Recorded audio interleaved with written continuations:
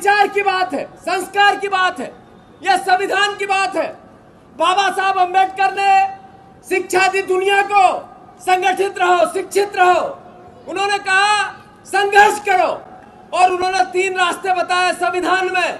उन्होंने कहा राजनीतिक, आर्थिक और सामाजिक समानता इस देश के हर नागरिक को मिले, उसका नाम है संविधान। यह ताकत देता है। देश के 78 साल बाद, आजादी के 78 साल बाद यही संकल्प राहुल गांधी जी ने लिया। उन्होंने कहा कि जातिगत जनगणना होनी चाहिए। उद्देश्य क्या है? राजनीतिक, आर्थिक और सामाजिक समानता के अधिकार को ताकत मिलनी चाहिए। जब बाबा साहब अंबेडकर ने जब संविधान की रचना की और देश में एक सपना देखा, हर जाति को, हर धर्म को, हर व्यक्ति को जीवन जीने का, शिक्षा का, स्वास्थ्य का अधिकार मिले। मैं 3 घटनाएं 3 दिन की आपको सुनाना चाहता हूं।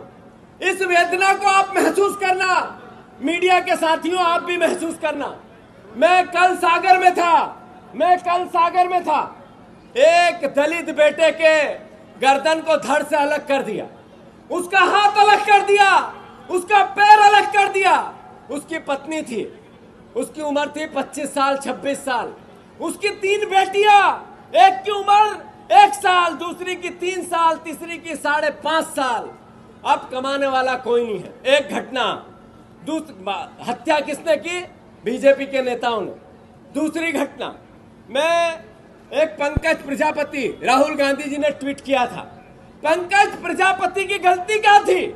उसने राशन मांग लिया। राशन का कंट्रोल का जो मालिक था, उसने उसको राशन के झगड़े में गोली से उड़ा दिया। ये लिस्ट है मेरे पास 55 लोगों की, मुख्यमंत्री जी मोहन यादव जी, जिसमें दलित भाइयों की बेटियों को उठा लिया गया, जिसमें आदिवासियों की बेटियों को गायब कर दिया, जिसमें इस लिस्ट में आपके और वो कोई नहीं थे, वो बीजेपी के नेता थे। मैंने कल भी जारी की थी ये लिस्ट। आखिर कैसा देश बना रहे हैं हम? आखिर कैसा प्रदेश बना रहे हैं हम? मोहन यादव जी कहते हैं कांग्रेसियों को डूब मरना चाहिए कि वो संविधान की जब रक्षा की बात करते हैं, बाबा साहब अंबेडकर के सम्मान की बात करते हैं, वो सवाल करते हैं कि किस हवाई जहाज में बाबा साहब अंबेडकर के पार्थिव शरीर को बंबई ले जाया गया, और क्यों ले जाया गया? दिल्ली में उनका अंतिम संस्कार क्यों नहीं हुआ? उसका किराया क्यों लिया कांग्रेसियों ने? ये सवाल है मोहन यादव जी आपका अल्प ज्ञान, आपका छोटी सोच, संकीर्ण मानसिकता, आपके आरएसएस के संस्कार आपको झूठ बोलने पे मजबूर करते हैं मोहन यादव जी। सच ये नहीं है।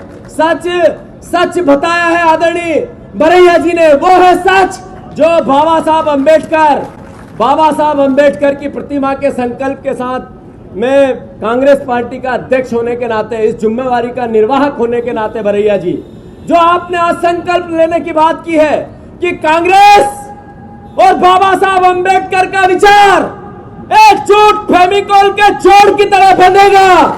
सही है कि गलत? सब हाथ ऊंचा करके इसके संकल्प को दोहराओ। यह प्रतिज्ञा लो कि हम जहां दलित के साथ अन्याय होगा, जहां शोषित के साथ अत्याचार होगा, कांग्रेस का साथी न डरेगा। ये जात पात की बात करने वाले लोग, जो कांग्रेस में अपर कास्ट के लोग हैं, वो कांग्रेस की विचारधारा से लेस है। जो बीजेपी में अपर कास्ट के लोग हैं, वही लोग हैं जिनके साथ पिछले 1000 साल से जंग चल रही है, आज से नहीं चल रही है। सही है कि गलत?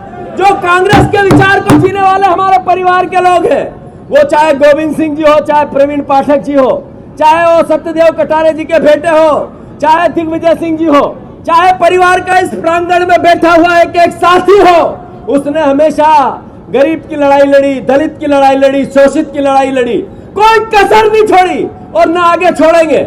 मैं आप सबसे आग्रह करता हूं, मैं हाथ जोड़कर प्रार्थना करता हूं कि आप लोगों को निश्चित करना पड़ेगा कि 2 विचारधाराओं की लड़ाई है। यह लड़ाई सत्ता ले लेंगे, पद पा लेंगे, सांसद विधायक बन जाएंगे, बहुत छोटी चीज है।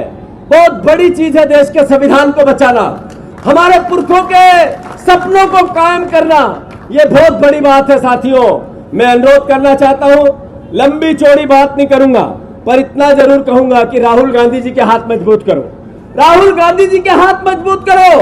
एक ऐसा महानायक है जो बिना डरे, बिना अपने जीवन को एक तरह से हर तरीके के संघर्ष में डाले, हर तरीके के खतरे में डालकर इस विचारधारा से लड़ रहा है।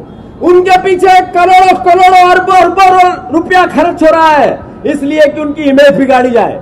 हमारी आपका संकल्प होना चाहिए, ड्यूटी है, हम सबकी जिम्मेवारी है कि राहुल गांधी जी के साथ हाथ से हाथ खड़े करके एक दूसरे राहुल गांधी जी के हाथ मजबूत करें। मैं सब परिवार के लोगों से अनुरोध करता हूं, जो अभी हमारे परिवार के एक साथी ने कहा, हमारी हिना कांवरे ने कहा, यह सब लड़ाई लड़ी कैसे जाएगी जब हम संगठन को मजबूत करेंगे। यह लड़ाई लड़ी जाएगी जब हम सत्ता की प्राप्ति करेंगे। यह लड़ाई लड़ी जाएगी जब कांग्रेस के विचार के लोग सत्ता में बैठेंगे। वो किसी जात धर्म के हो सकते हैं, पर कांग्रेस ही है। इस संकल्प को भी हम सबको लेना है। मैं फिर से सब परिवार के लोगों से आग्रह करता हूं, एक साथ इस संकल्प को कि ये विचारों की लड़ाई में बाबा साहब अंबेडकर की जो मूर्ति की स्थापना जो ग्वालियर खंडपीठ के उच्च न्यायालय में होनी चाहिए, इसका हम पुरजोर समर्थन करते हैं। हाथ ऊंचे करके बताओ, भारत माता की जय भीम, जय भीम।